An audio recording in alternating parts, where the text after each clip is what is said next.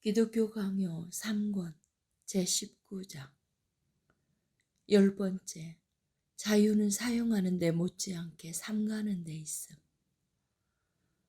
이 점에 있어서 많은 사람들이 잘못을 범한다. 그들은 사람들을 증인들로 세워야 자기들의 자유가 안전하고 건전한 것이 되기라도 하듯이 그것을 무분별하고 미련하게 보란 듯이 사용한다. 이러한 부적합한 사용으로 말미암아 연약한 형제들이 걸려 넘어지는 일이 매우 자주 일어난다. 오늘날 당신은 어떤 사람들이 마치 금요일에 고기를 먹는 자유를 획득하지 못하면 자기들에게는 자유가 존재하지 않기라도 하듯이 여기는 것을 보게 될 것이다. 나는 그들이 무엇을 먹는다는 사실 자체를 비난하는 것이 아니다. 이렇듯 그릇된 편견을 그들의 마음에서 몰아내야 한다는 것이다. 그들은 자기들의 자유를 얻게 되는 것이 사람의 눈앞에서는 전혀 새롭지 않으며 오직 하나님의 눈앞에서만 새롭다는 사실과 자유를 사용하는 데 있을 뿐만 아니라 삼가는 데도 있다는 사실을 생각했음에도 불구하고 그렇게 하지 못했다. 고기를 먹든지 달걀을 먹든지 붉은 옷을 입든지 검은 옷을 입든지 하나님 앞에서는 아무 차이가 없다는 사실을 그들이 이해할 수만 있다면 충분하고 더 남을 것이다. 하나님의 자유의 은총에 비치고 있었던 양심이 이제 해방되었다. 따라서 이후의 전 생애 동안 고기를 금하고 줄곧 한 가지 색의 옷을 입는다고 해도 그들이 덜 자유스러운 것은 아니다. 참으로 그들은 자유롭다. 왜냐하면 자유로운 양심을 가지고 삼가기 때문이다.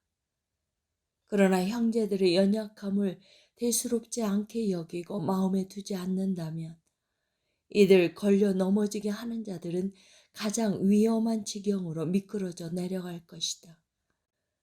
우리는 마땅히 형제들의 연약함을 인내해야 한다. 그리하여 함부로 그들을 걸려 넘어지게 하는 것이 되지 않도록 해야 한다. 그러나 우리의 자유가 사람들 앞에서 선포되는 것이 때로는 중요하다. 나는 이를 인정한다. 그러나 우리는 하나님이 우리에게 맡겨주신 연약한 자들을 돌보는 그토록 대단한 일을 포기하는 일이 없도록 최대한의 주의를 다하는 가운데 기준을 벗어나지 않고 잘 지켜가야 한다. 11번째, 걸려 넘어지게 하는 것. 연약한 자들에게 주어진 것과 바리새인들에게 받아들여진 것. 여기서 우리는 또한 걸려 넘어지게 하는 것들에 대해서 말할 것이다. 그리고 그것들이 피해야 될 것들과 무시되어야 될 것들로 어떻게 구별되는지 얼마간 다룰 것이다. 이로부터 우리는 사람들 가운데서 우리의 자유가 어떤 자리를 차지하는지를 이후에 확정할 수 있을 것이다. 여기서 나는 걸려 넘어지게 하는 것을 주어진 것과 받아들여진 것으로 나누는 사람들의 일상적인 구분에 만족한다. 왜냐하면 성경에는 이에 대한 분명한 증언이 있으며 그 뜻이 적합하게 표현되어 있기 때문이다. 만약 당신이 무슨 일을 행할 때 경박함이나 방자함이나 무분별에 빠져 그 자체의 고유한 질서와 진리를 벗어나게 됨으로써 무식한 사람들과 연약한 사람들이 걸려 넘어지게 될 때 우리는 그 걸려 넘어지게 하는 것을 당신에 의해 주어진 것이라고 부른다. 왜냐하면 당신의 죄가로 인하여 걸려 넘어지게 하는 일이 생겼기 때문이다.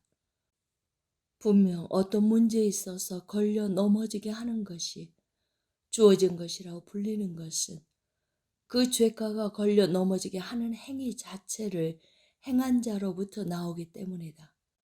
한편 걸려 넘어지게 하는 것이 받아들여지는 것이라고 불리는 것은 본래 사악하지도 않고 부합하지도 않게 행해진 어떤 일이 마음에 사악한 적이나 악에 사로잡혀 뒤틀어져 자기 자신을 걸려 넘어지게 하는 경우이다.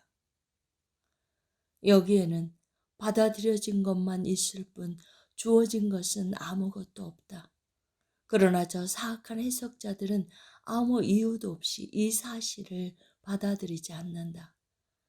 첫 번째 종류의 것은 오직 연약한 자들만을 걸려 넘어지게 하는데 반해서 두 번째 종류의 것은 날카로운 품성과 바리새인적인 엄격함을 가진 자들을 걸려 넘어지게 한다. 따라서 우리는 전자를 연약한 자들을 걸려 넘어지게 하는 것이라고 부르고 후자를 바리새인들을 걸려 넘어지게 하는 것이라고 부를 것이다. 우리는 연약한 형제들의 무지를 용인해야 하므로 우리의 자유를 사용하는 것을 절제해야 할 것이다. 그러나 바리새인들의 엄격함에 대해서는 절대 그렇게 할 필요가 없을 것이다. 바울은 여러 본문들을 통하여 연약함에 주어진 것이 무엇인지 풍부하게 보여준다. 믿음이 연약한 자를 너희가 봤대. 또한 그런즉 우리가 다시는 서로 비판하지 말고 도리어 부딪힐 것이나 거칠 것을 형제 앞에 두지 아니하도록 주의하라. 같은 뜻을 가진 말씀들이 많이 있으나 여기에서 언급하는 것보다 각각 적당한 곳에서 다루는 것이 더욱 만족스러울 것이다. 이 요체를 적시하면 이렇다.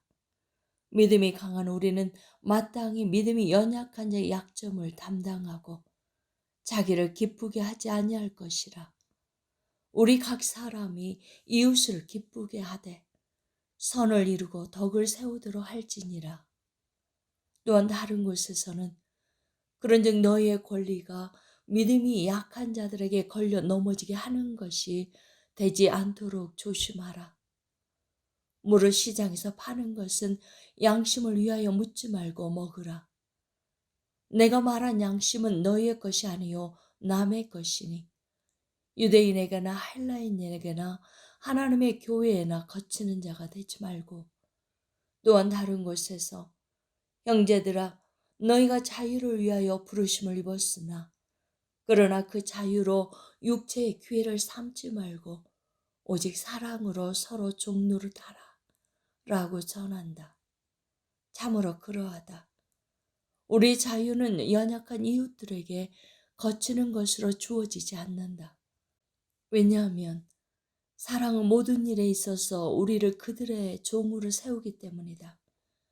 그 자유가 부여된 것은 우리의 마음이 하나님과 더불어 화평을 누리는 가운데 우리가 사람들과 평화롭게 살게 하려는 것이다.